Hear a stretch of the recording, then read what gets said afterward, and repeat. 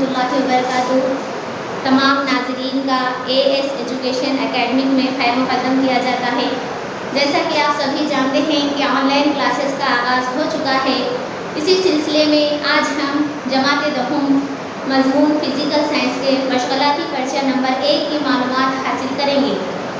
तो आइए बच्चों, आज हमारा उन्वान है मुनहनी सतह से इनेताफ़े नूर। जैसा कि आप तमाम जानते हैं कि जमात नहूम में हमने इनेताफ़ के बारे में मालूमात हासिल की थी। आइए आज हम उसका कुछ इआदा करते हैं। इसके लिए सबसे पहले हमको फॉर्मेट का उसूल जानना है। आइए अजीज तलबा, हम यहाँ पर एक मशग़ला अंजाम देंगे। इसके लिए आपको एक लगन लेना है, लगन जिसके किनारे गैर शफ़ाफ हो और इसकी गहराई कम हो। उसमें एक सिक्के को रखना है और आप उस एक मुकाम से ठहर कर सिक्के का मुशाहिदा कीजिए जहाँ से आपको सिक्का नजर आ रहा है। जिस तरह से यहाँ बताया गया है कि लगन की सतह में सिक्का रखा गया है और वो आपकी आंख से नजर आ रहा है। अब आप आहिस्ता आहिस्ता पीछे हटते जाएं, यहाँ तक कि आपको सिक्का नजर आना बंद हो जाए। जिस तरह यहाँ पर बताया गया है कि सिक्के से जो नूर की शुआ निकल रही है वो आपकी आंख तक नहीं पहुंच रही है। अब आप उसी मुकाम पर ठहरे रहिए और अपने साथी को लगन में पानी भरने के लिए कहिए। जैसे ही लगन में पानी भरा जाएगा, वहां पर आपको सिक्का नजर आना शुरू हो जाएगा। यानी उसी मुकाम से जब सिक्का नजर नहीं आ रहा था, लेकिन जबकि लगन खाली था, लेकिन लगन में पानी भरने के बाद सिक्का नजर आना शुरू हो जाएगा। इसका मतलब ये हुआ कि जब लगन खाली था तब सिक्के से निकलने वाली शुआ हमारी आंख तक नहीं पहुंच सकते थे, लेकिन पानी भरने के बाद वो शुआ पानी की सतह से जब निकलती है तब वो सिक्के से निकलने वाली शुआ हमारी आंख तक पहुंच जाती है। ये क्यों कर मुमकिन हुआ? क्योंकि नूर की शुआ की रफ्तार पानी में से जब हवा में दाखिल होती है तो उसकी रफ्तार में तब्दीली होती है, इसलिए नूर की शुआ अपनी सिमत भी तब्दील करती है। फॉर्मेट का उसूल क्या है, हम ये देखेंगे। फॉर्मेट का उसूल दरअसल दिए गए दो नुकात के दरमियान नूर की शुआ का तय करदा रास्ता वो रास्ता है जिसे तय करने के लिए कम से कम वक्त दरकार हो। दो नुकात दिए गए हैं तो नूर की शुआ ऐसा भी सफर कर सकती है, ऐसा भी जाया जा सकता है, इस तरह से भी जाया जा सकता है। कई तरीकों से दो नुकात के दरमियान का रास्ता तय कर सकते हैं, लेकिन नूर की शुआ वो रास्ता इख्तियार करेगी जिसे तय करने के लिए कम से कम वक्त दरकार हो। तो कम से कम वक्त दरकार होने के लिए शुआ को खते मुस्तकीम में सफर करना होगा।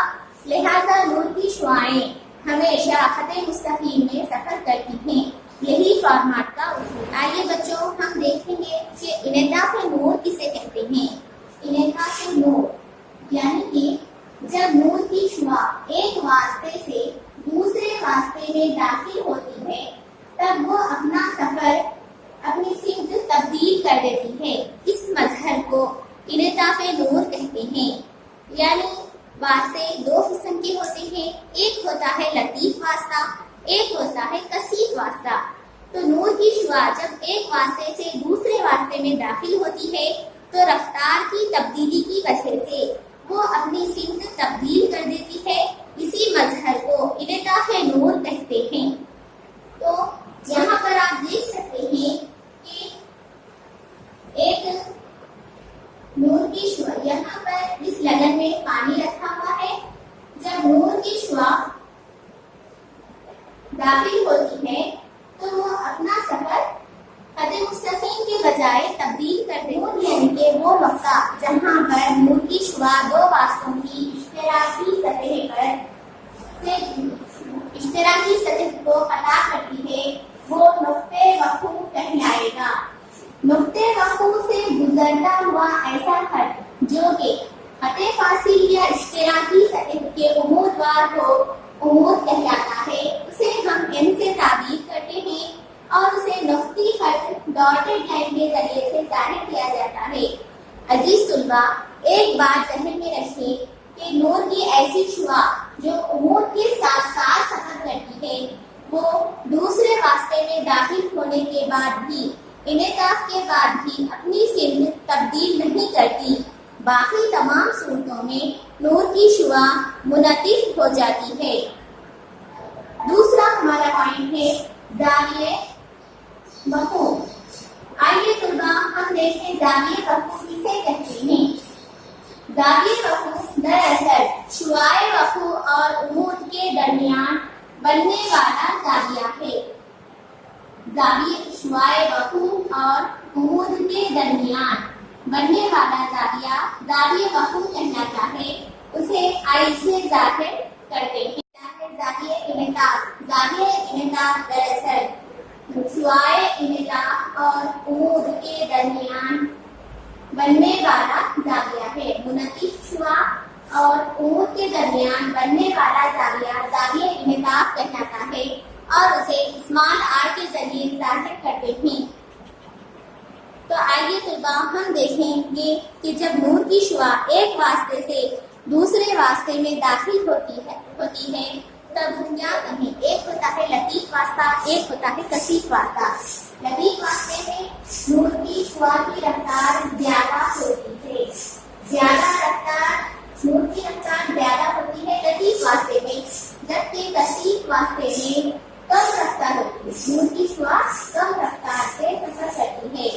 لطیف واسطے میں مادے کے ذرات دور دور ہوتے ہیں، جبکہ کثیف واسطے میں مادے کے ذرات قریب ہوتے ہیں۔ اسی لیے نور کی شعاع لطیف واسطے میں زیادہ رفتار سے سفر کرتی ہے، جبکہ کثیف واسطے میں کم رفتار سے سفر کرتی ہے۔ آئیے طلباء ہمیں انعطاف کے نور کی اشکال کو سمجھنے کے لیے چند اہم اصطلاحات کا سمجھنا ضروری۔ واسطے سے کثیف واسطے میں داخل ہوتی ہے تب شعاع انعطاف عمود کی جانب مڑ جاتی ہے۔ آپ یہاں پر دیکھ سکتے ہیں کہ شعاع وقوع جب نقطۂ وقوع سے ٹکرا کر انعطاف کرتی ہے تو شعاع انعطاف عمود کی جانب مڑ جاتی ہے۔ یہاں پر زاویہ وقوع بڑا ہوگا زاویہ انعطاف سے، زاویہ انعطاف چھوٹا ہوگا، زاویہ وقوع بڑا ہوگا۔